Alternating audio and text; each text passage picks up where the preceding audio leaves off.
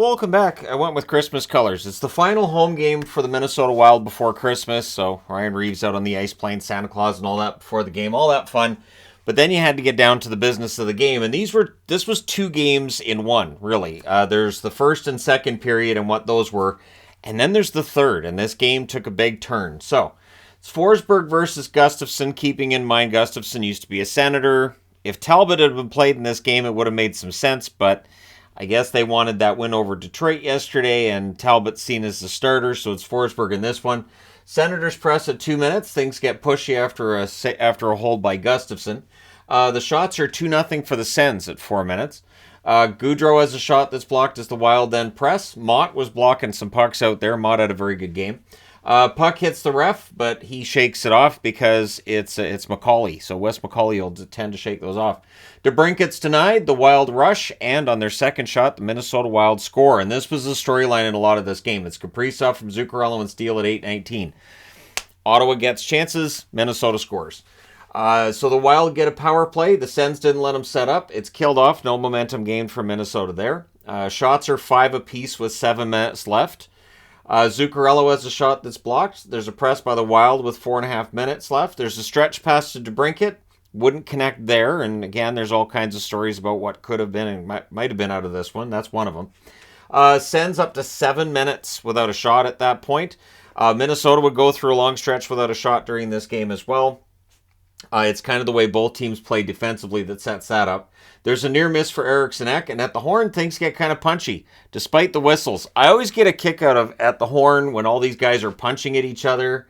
They've already heard the horn. They've already heard the first whistle. It's not like the fifth one. They're going to go, oh, hey, that was the fifth whistle. That means knock it off. So anyways, it's just one of those things I've noticed. Some linesman referees will just be constant whistles. So it's 1-0 Minnesota after one. Second period, Batherson's denied 16 seconds in. So good game for Gustafsson against his former team. And then at 1 minute and 34 seconds on a rush and a great pass, Zuccarello scores from Steele and Kaprizov at 1:34. So for Steele, that's 2 assists. And so he continues to put up some pretty decent totals lately. 200th point in the career of Kaprizov on this point as well. Tied for the 22nd fastest in NHL history to that number. Hey, 22nd fast is still pretty good considering how many players have played in the NHL. So Kaprizov continuing to impress. Broussard then has a chance that's saved as the Sens press for an answer. The shots are 4-3 for Ottawa at 6.5 minutes. So it's still a matter of Senators are getting chances. The puck goes the other way and it's in the net, right? Dumba fans on one. Tkachuk rushes. The Sens get a power play on a delayed game call that follows that. It was actually Dumba with the delayed game call as well. DeBrincat has a shot that's saved. The Wild clear it out. There was a shorthanded rush chance for Dewar. Power play gets killed off. Just the one shot for Ottawa on that one. And then on a turnover and a rush, and it's in the net. It's Spurgeon from Kaprizov and Foligno at 9:27. And I put up here Wild killing them in transition. This game would have been won by Ottawa today if not for turnovers, rush chances.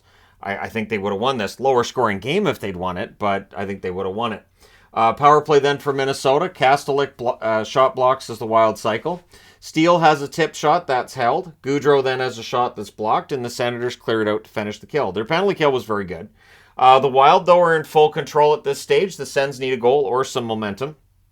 Offensive zone time at this point was about 3-1 in the entire game in favor of Minnesota, and it looked like it. More Wild pressure with 6 minutes left. When the Senators get zone time, it's not lasting. So they get in, they complete maybe a pass. That second pass gets intercepted, and it's cleared out.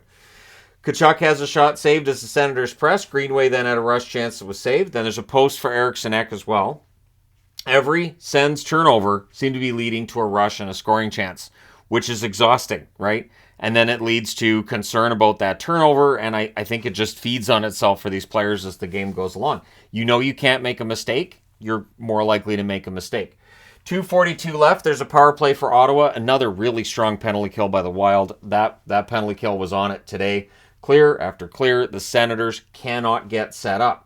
That power play's killed off, one shot allowed. After 2 periods, it's 3-0, and to be honest, I thought this game was done. But the Senators, who came into this on a 4-game winning streak, showed some fight back. Sens mixing up their lines. They hadn't been shut out at all this season. Spoiler alert, they weren't shut out today either. So Batherson loses the handle in close, as I just lost the handle on where I was on the board. No shots on net the first 4 minutes in the period. Yeah, there wasn't much going on that first 4 minutes, which is Wild hockey from 2020.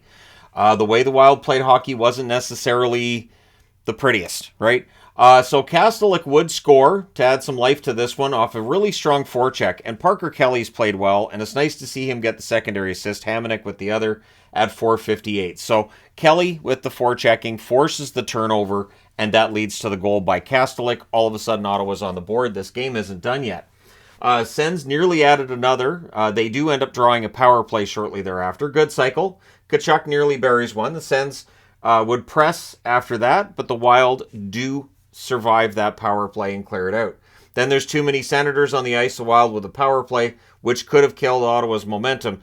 And you could see Austin Watson was upset on the bench after, because he's the one that jumped on the ice prematurely and caused it. He did the same thing yesterday against Detroit as well. So it's these little mental errors that can just be rough on your team, right? That guy who jumps on the ice for the too many men call, we normally don't focus too much on who's guilty of the too many men on the ice call because it's a bench minor. But yeah, again, Watson was shaking his head on that, and I understand it.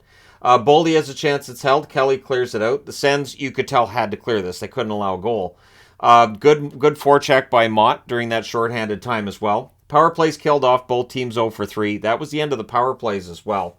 The shots are 7-1 for Ottawa with 7.5 minutes left. They're getting chances. Gustafsson playing quite well.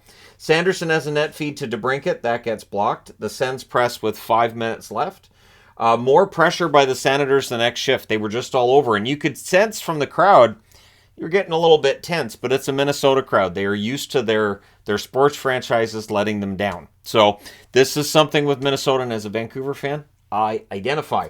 Shabbat has a shot that's held. He had a next opportunity as well that was held. Shabbat was on the ice quite a bit down the stretch, which should surprise no one who follows the Senators at all. They would pull the goaltender with 2:25 left after Minnesota had iced the puck, and after a commercial break too. So this means that your top guys are good and rested. And at 18:20, Giroux makes it a 1-goal game from Tkachuk and Batherson. He buries a rebound. And then the Senators call a timeout. Why? So you can keep your top guys on the ice. So it was good clock management by DJ Smith here. Good decisions. The Wild, they had an icing call with 1:19 left. The Senators are in complete control, but it doesn't take much. You're down by a goal. You've pulled the goaltender. That room for error, it really disappears. And Gaudreau would hit the empty net from Eriksson Ek at 19:34. It was a costly turnover. I think it bounced over to Brinket's stick.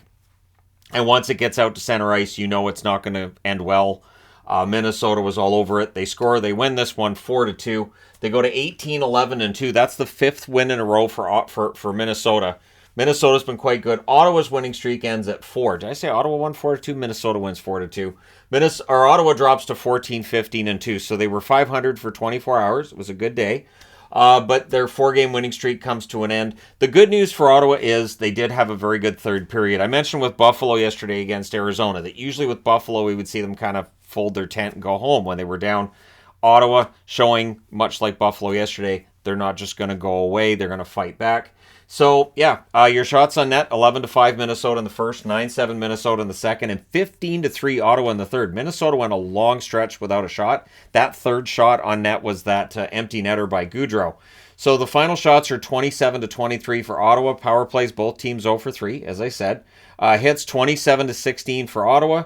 Forsberg saves 19 out of 22. Gustafsson saves 25 out of 27, and they had a nice package for Talbot and welcomed him back and thanked him for everything. But would have been nicer if he was starting. But again, I understand what DJ Smith's thinking there was, and I'm not sure if you start Talbot in this game if the result necessarily would have been different. But let me know your thoughts. Do you think they would have won the game with Talbot in net?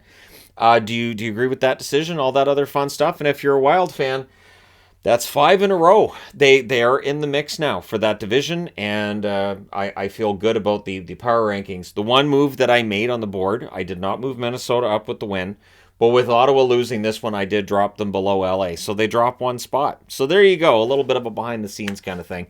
Let me know your thoughts in the comment section below as always. Don't forget to hit like and subscribe if you're browsing your way through, you just happened upon this video. And hey, thank you guys so much for watching, for all your support. I will talk to you again soon.